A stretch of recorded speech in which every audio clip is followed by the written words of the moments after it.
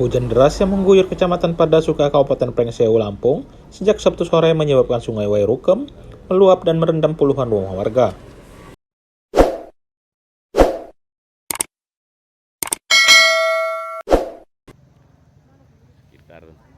Sedikitnya 2 pekon terdampak banjir. Di RT 1 RW 5 Pekon Sukerjo, 11 rumah warga terendam. Sementara di Dusun Margodadi, Pekon Sudodadi, 18 rumah lainnya ikut terdampak. Ketinggian air bervariasi antara 10 hingga 50 cm. Kapolsek Pardasuka, Ibtu Bastari menyebut, banjir mulai terjadi sekitar pukul 19.30 waktu Indonesia Barat. Meski tidak ada korban jiwa, warga sempat berjibaku menyelamatkan barang-barang berharga dari genangan air.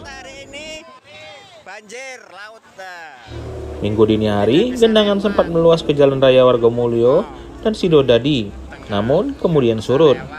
Aparat gabungan mulai bersiaga untuk mengantisipasi banjir susulan. Warga diimbau untuk tetap waspada, terutama yang tinggal di sekitaran aliran sungai.